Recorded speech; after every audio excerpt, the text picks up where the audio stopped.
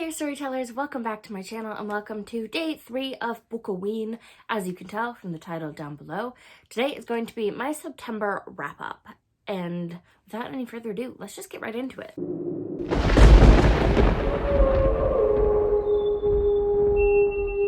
So, I have been in kind of a reading slump in the summer, especially the end of it.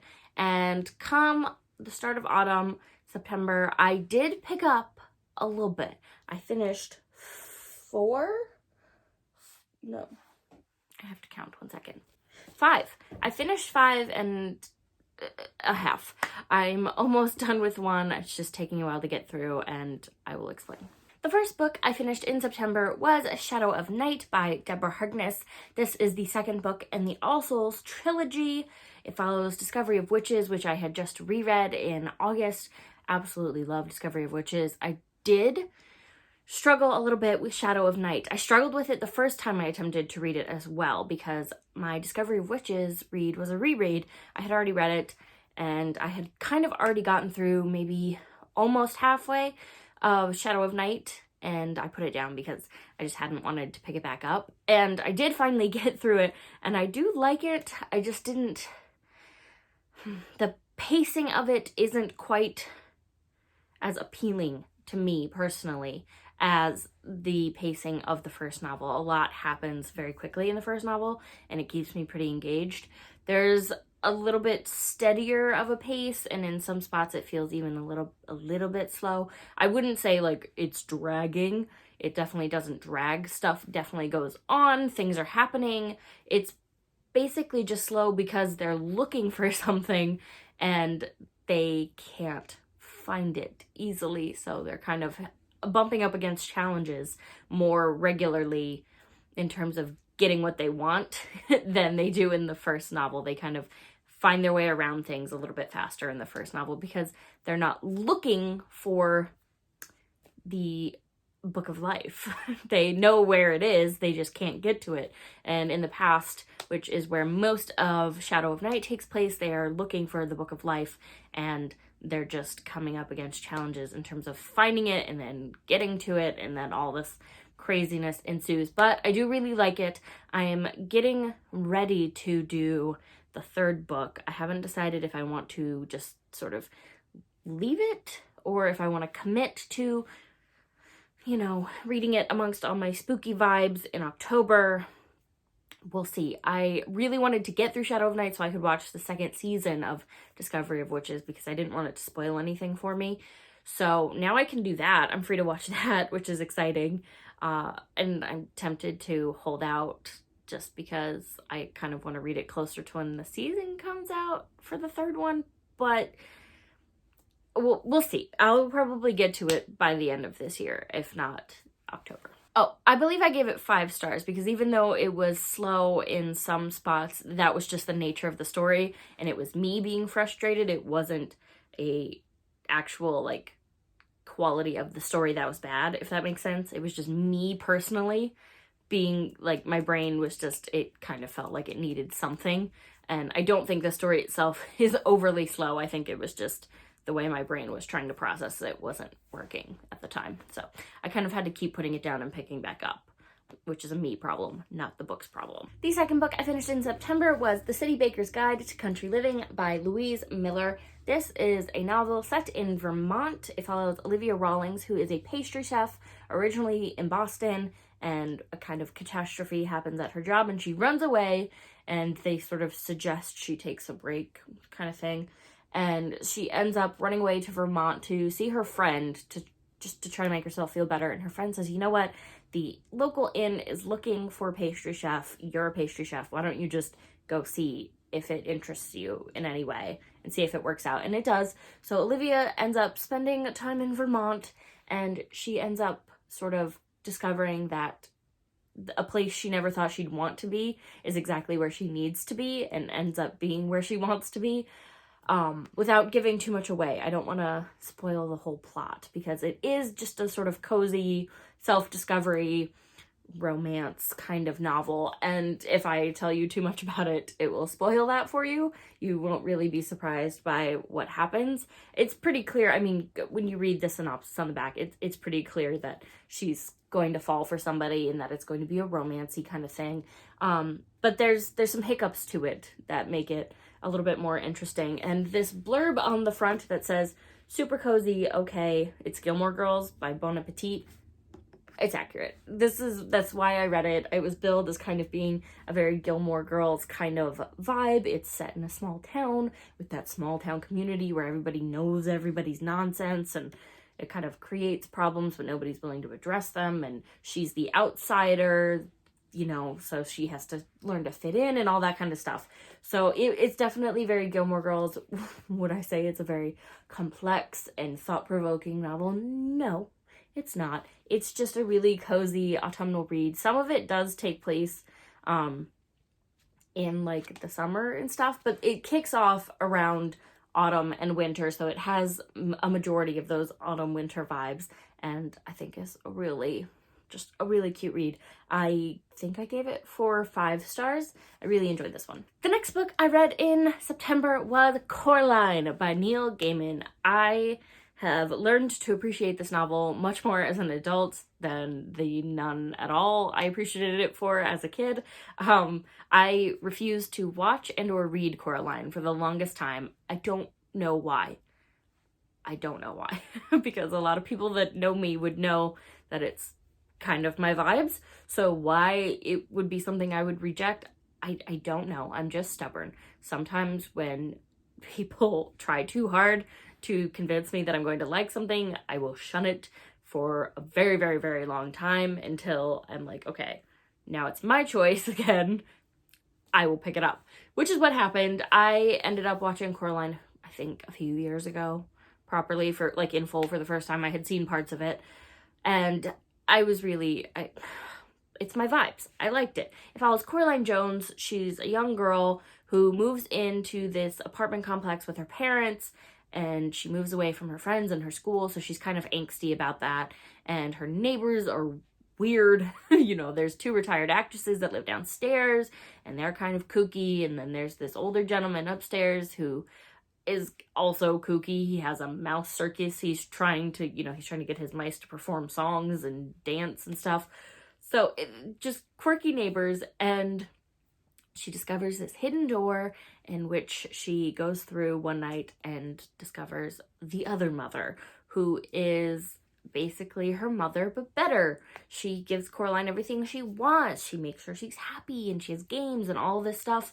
But of course, if it's too good to be true, it usually is, and Coraline finds that out. And that's pretty much how the novel goes. I really enjoyed it. I don't know why I haven't read Neil Gaiman more. I'm working on it. I have a lot of his books. I don't know why I haven't picked them up, because I always enjoy them when I do. And this was no exception. This was a 5 out of 5 for me. The movie adds a couple things, I think, just to sort of explain how certain things happen a little bit in a different way, but I think they're both really good, and I would recommend them both. The next book I read was The Last Apothecary by Sarah Penner. This is set in dual timeline. One is in present day following Coraline, and the other is in the past, 1800s in London, I believe, following Nella, and by extension a side/third main character, Eliza, who ends up playing a much bigger role than you might think she is at the beginning. And I had conflicting feelings about this book. I wasn't loving it when I first started it, especially because Nella is a character that I just didn't love that much. I did a review, so if you want to know my thoughts, go check that out. But I just wasn't connecting with Nella too much at the beginning, and the pacing in terms of the dual timeline just wasn't working for me at the beginning as well. I felt like people's stories, right as we were starting to get to the juicy stuff, were getting like cut off at the knees, and then we jumped to the other timeline and we'd start to get a little bit juicy, and then it would get cut off, and it just jumped too much for me in the beginning. I needed a little bit more, a couple chapters from each character just to really establish who they were and get a sense of them before we started jumping around a lot. And I just didn't feel like we got that. But I ended up really feeling satisfied by the ending. I don't want to spoil it for you. I want to say I gave this maybe 3 or 4 stars at best. It is one where, because it takes a while to get to the sort of satisfying action and a lot going on, you know, if you're not somebody who can sit through half the book before that happens, it's not for you. I was kind of impressed I did. The only reason I really did is because I was also listening to the audiobook, and I was kind of speeding forcefully through those sections to get to any kind of action. And the ending action is really satisfying. I just had been expecting a little bit more overall in terms of action, especially in Nella's case. She's a poisonous apothecary. She poisons people for a living. And I just expected a little bit differently from her than I got. So, know that going into it. The next book I finished in September was Alice Hoffman's Practical Magic, and this one was honestly a little bit of a letdown. I think I gave it 3 stars. I love the movie Practical Magic. It has cozy, autumnal, witchy vibes. There's a little bit of romance, a little bit of familial love. It's kind of perfect. And in this novel, you can see the tidbits, if you've already seen the movie, that inspired the film, but in terms of the characters, they're not that likable, and the way, you know, Gary Halleck gets introduced is a little bit weird, and I just didn't feel connected to them in the way I do when I watch the film. It just wasn't quite there for me. I didn't hate it. I think it's one of those, if you read it first and then saw the movie, maybe you'd be upset that they sort of changed the characters around a little bit. But I think in this case, for me, the movie is better than the book. I like this cover a lot. The cover's the vibes that I was looking for, but the actual story and the way things progress, it just isn't it for me. It follows details of the characters' lives that I didn't really care about, and it's kind of lacking in that actual witchy aspect that you expect after having seen the film, so it was good, it just wasn't great. And last but not least, the book that I haven't technically quite finished, even though it's October, but I'm going to attempt to finish before reading anything else. I've picked up an audiobook for it so that I can kind of get through it, because I was struggling with the beginning with this one as well, and that is The Picture of Dorian Gray by Oscar Wilde. Now, this, of course, follows our main character, Dorian Gray, as he sort of gets his portrait painted, and he makes this reckless wish that he wishes the portrait would age and reflect his sins, and he would stay exactly the same. And it turns out his wish is granted, and so he starts to engage in this life of debauchery and sin and whatnot. It's not doing it for me, I'm not gonna lie. The beginning is, I think it takes like 7 chapters for Dorian to even start to do bad things that would reflect on the picture, and you know, it's the beginning's kind of boring to me, and right now I'm struggling with, he's kind of started to do the sinful debauchery things, but a lot of it is describing like the like luxurious vain things he's taken an interest in, like embroidery or fine pottery, I forget exactly, jewels, and those sections are so long.